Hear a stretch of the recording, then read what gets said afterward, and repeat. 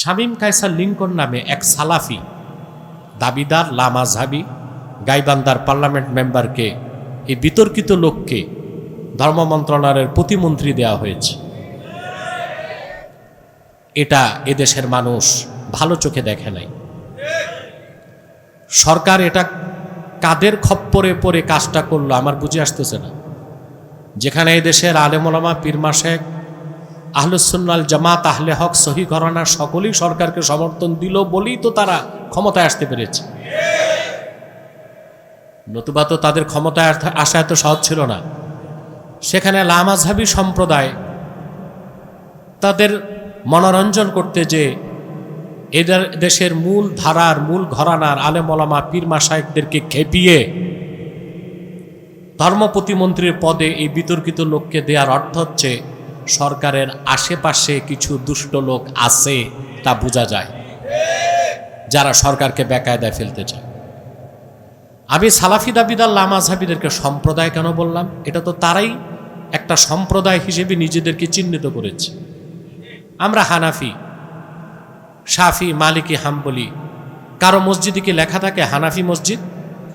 সকল মুসলমানের জন্য মসজিদ, কিন্তু লামাজহাবিদের মসজিদে লেখা থাকে আহলে হাদিস মসজিদ। বাংলাদেশে হাজার হাজার মাদ্রাসা আছে, কোনো মাদ্রাসায় লেখা আছে হানাফি মাদ্রাসায়? যে কোনো মুসলমান পড়তে পারবে, কিন্তু তাদের মাদ্রাসাতেও লেখা থাকে আহলে হাদিস সালাফি মাদ্রাসা। তো তারা যে একটা মাসলাক না, ঘরানা না, একটা সম্প্রদায়, এটা তারা প্রমাণ করেছে। এরা তো সালাফিজম, এই তথাকথিত এরা সালাফিরা, এরা লামাজহাবি। লামাজহাবি মানে এক দৃষ্টিতে লা দিনই, এরা দিন ইসলামকে পুরা বিশ্বাস করে না। এদের থেকে কত বাতিল ফেরকার অনুসারী বের হয়েছে আপনি চিন্তা করতে পারবেন না। এই যে আহলে কোরআন দাবিদার একটা দুষ্ট চক্র কাফের সম্প্রদায় বের হয়েছে, এটা তো লামাজহাবিদের থেকে। সেটা যাই হোক, কিন্তু এই ধর্ম মন্ত্রণালয়ের মতো স্পর্শকাতর একটা মন্ত্রণালয়ে এই বিতর্কিত লামাজহাবি লোকটাকে প্রতিমন্ত্রী দেয়াটা, আমরা এটা তীব্র নিন্দা ও ক্ষোভ প্রকাশ করছি। হ্যাঁ, সে একজন পার্লামেন্ট মেম্বার, সরকার থেকে অন্য কোনো মিনিস্ট্রিতে দিতে পারত, কিন্তু এই মন্ত্রণালয়টি এটাকে সংরক্ষণ করা দরকার ছিল। আমি সরকারকে মনে করিয়ে দিব, 2001 থেকে 5-এ তারা যখন রাষ্ট্র ক্ষমতায় ছিলেন, এদেশের আলেম ওলামা, পীর মাশায়েখ, আহলে সুন্নত, আহলে হক, এই বিশাল আলেম ওলামা, পীর মাশায়েখ যারা সারা দেশের মুসলমানদের প্রতিনিধিত্ব করে, তাদের সাথে তৎকালে বিএনপি সরকারের দূরত্ব সৃষ্টি করেছিল সালাফিরা। বিভিন্ন টিভিতে, ইসলামী টিভি, দিগন্ত টিভি, এইসব টিভিতে তারা তাদের স্কলাররা বক্তব্য দিয়ে হানাফি, সুন্নি, আহলে হক তাদের সাথে একটা দ্বন্দ্ব সৃষ্টি করে দিয়েছিল, যার একটা খারাপ খেসারত তখনকার সরকারকে দিতে হয়েছিল 2008 সালের নির্বাচনে।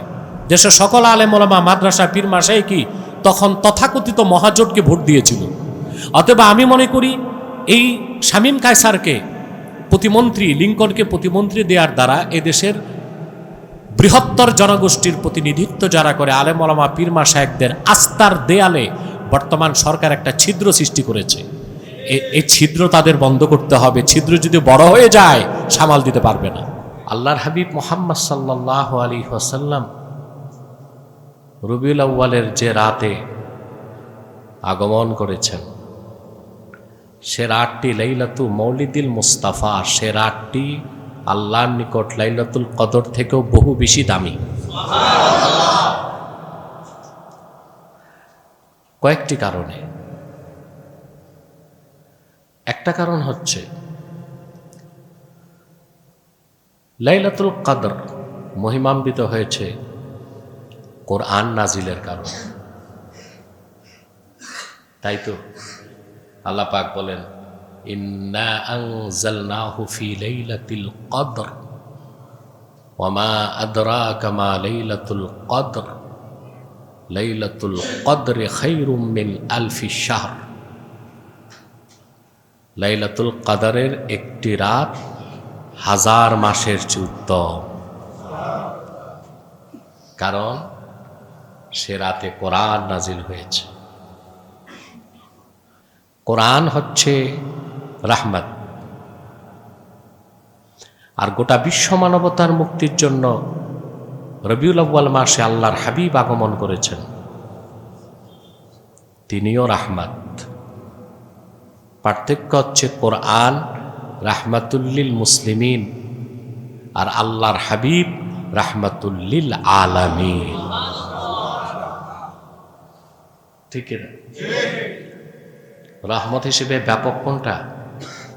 কোরআনের রহমত না রাসূলুল্লাহর রহমত?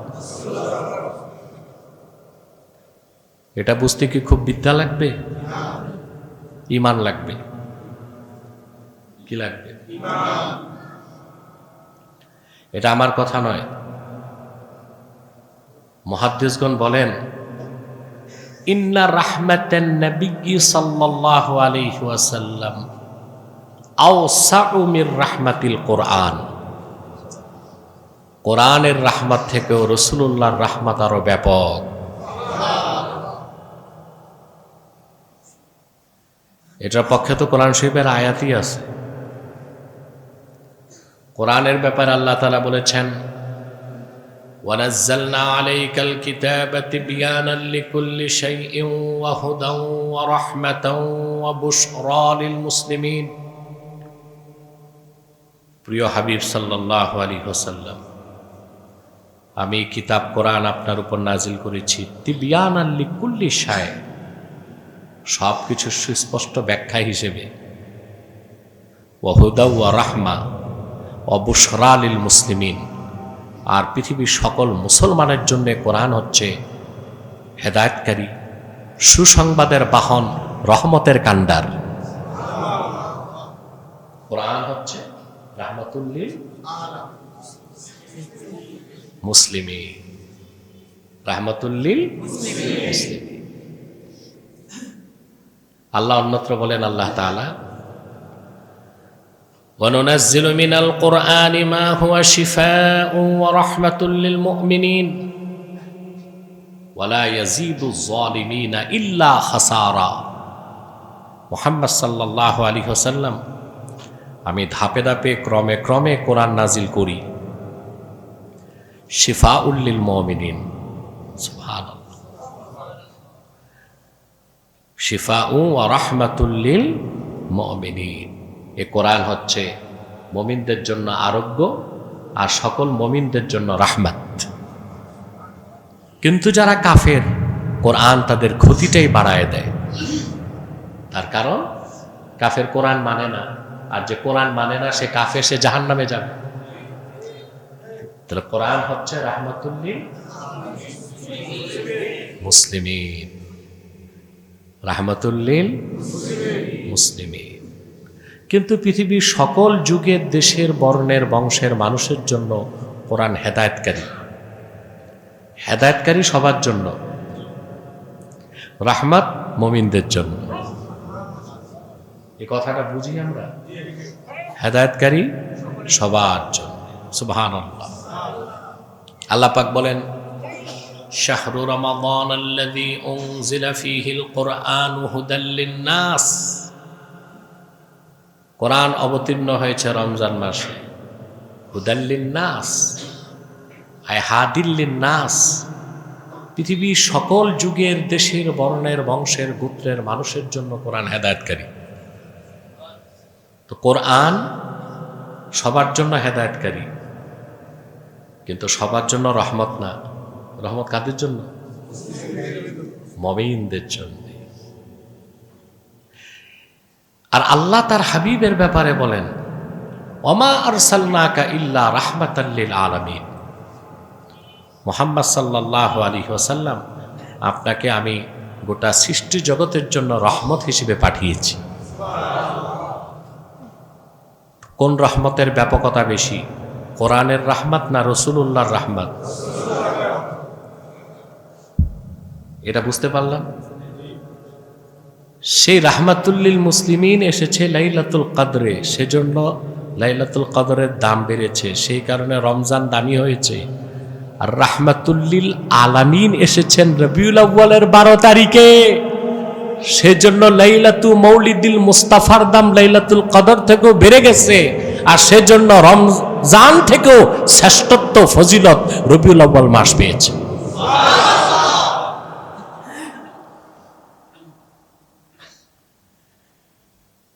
আরেকটি অন্যতম কারণ, ইন্না লাইলাতাল কদরে মুতাতুন লাহু ওয়া লাইলাতা মাউলিদিল মুস্তাফা লাইলাতু যুহুরিহি সাল্লাল্লাহু আলাইহি ওয়াসাল্লাম। লাইলাতুল কদর তো আল্লাহ তার হাবিবকে হাদিয়া করেছেন। কি করেছেন? তা হাদিয়ার দাম বেশি না যাকে হাদিয়া করা হয়েছে ওনার দাম বেশি? সুবহানাল্লাহ। লাইলাতুল কদর আল্লাহ তার হাবিবকে হাদিয়া করেছেন। সে হাদিয়া এসেছে লাইলাতুল কদরে, রমাজানে, ঠিক কিনা? আর যাকে হাদিয়া করা হয়েছে মুহাম্মদ মুস্তাফা সাল্লাল্লাহু আলাইহি সাল্লাম, তিনি আগমন করেছেন রবিউল আউয়াল মাসে। সুবহানাল্লাহ। 3, আল্লাহ তাআলা যদি তার হাবিবকে সৃষ্টি না করতেন তাহলে এই আকাশ জমিন মানুষ কোনো কিছুই তো সৃষ্টি করতেন না। সৃষ্টি করতেন? এ কথাটা বুঝি আমরা।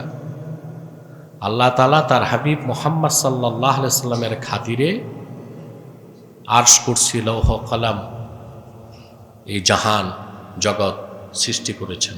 সুবহানাল্লাহ। যদি আল্লাহ তার হাবিবকে সৃষ্টি না করতেন,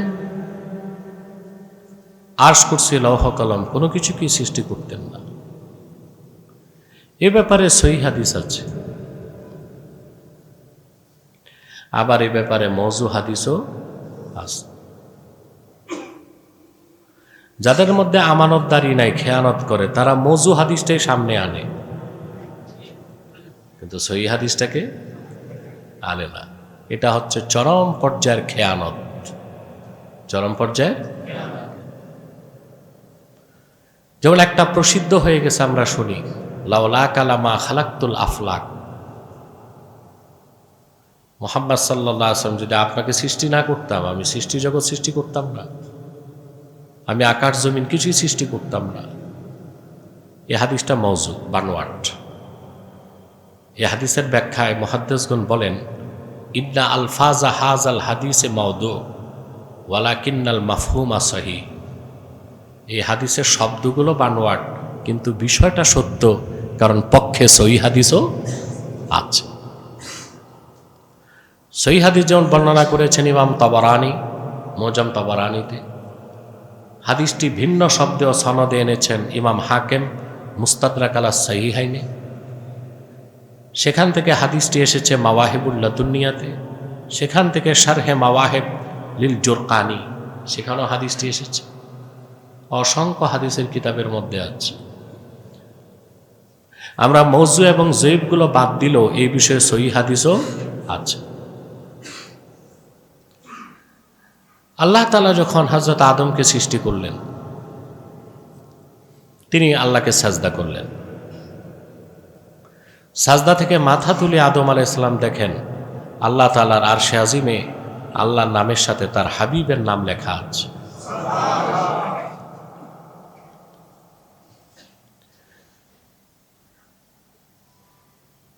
তিনি অবাক হয়েছেন, তিনি আশ্চর্য হয়েছেন, কিন্তু আশ্চর্যের বিষয়টি তিনি প্রকাশ করেন নাই বেহেশতে। শয়তানের প্ররোচনায়, স্ত্রীর সহযোগিতায় হযরত আদমের দ্বারা একটা ভুল হয়েছে, ঠিক কিনা? গুনাহ হয়েছে বলা যাবে? পাপ হয়েছে বলা যাবে? তিনি শুধু আমাদের পিতা নন, তিনি নবী ছিলেন। কি ছিলেন? নবীগণ নিষ্পাপ ছিলেন। আল্লাহ যেটা বলছেন সেটা কি আমরা বলতে পারি? আল্লাহ বলছেন ফাআসা আদামু রাব্বাহু ফাগাওয়া। আদম তার রবের নাফরমানি করেছে, বক্রপথ ধারণ করছে। এটা আল্লাহ বলতে পারেন, আমরা বলতে পারি? কথা বলেন। পিতা যদি অপরাধ করে, সন্তানের কাজ কি পিতার দোষ প্রকাশ করা না গোপন রাখা? যদি কোনো সন্তান তার পিতার দোষ ত্রুটি ঢোল পিটায়, ওটা কি সঠিক সন্তান না কুলাঙ্গার? অতএব আদম আলাইহিস সালামকে পাপী তাপী গুনাহগার, সকল গুনার মূলই সে। এই সবগুলি কথা কুফরি কথা। এগুলো তথাকথিত মারেফতপন্থী ভণ্ড সুফিবাদীরা আউল বাউল জারি গানের মাধ্যমে মানুষের ঈমানকে নষ্ট করে।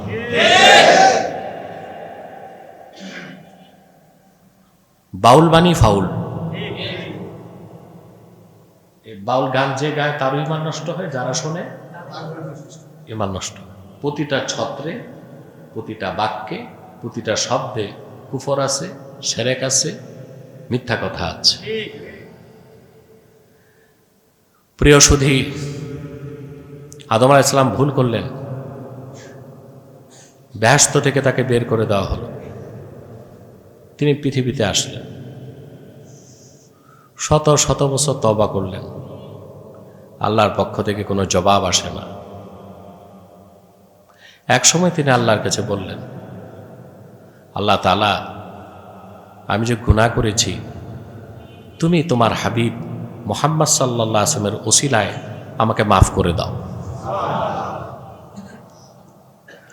আল্লাহ তাআলা বললেন, ইয়া আদম কাইফা আরাফতা মুহাম্মাদা সাল্লাল্লাহু আলাইহি ওয়াসাল্লাম ওয়ালাম আখলুকহু। আদম, তুমি মুহাম্মদ সাল্লাল্লাহু আলাইহি ওয়াসাল্লামকে চিনলা কেমন করে? ওনাকে তো এখনো আমি পাঠাই নাই। হযরত আদম বললেন, আল্লাহ, বেহেশতের সাজদা থেকে মাথা তুলেই তোমার আরশে আজিমে তোমার নামের সাথে মুহাম্মদ সাল্লাল্লাহু আলাইহি ওয়াসাল্লামের নাম লেখা দেখেছি। আমি তখন বুঝতে পেরেছি গোটা সৃষ্টির মধ্যে তোমার সবচেয়ে প্রিয় তোমার হাবিব মুহাম্মদ সাল্লাল্লাহু আলাইহি ওয়াসাল্লাম।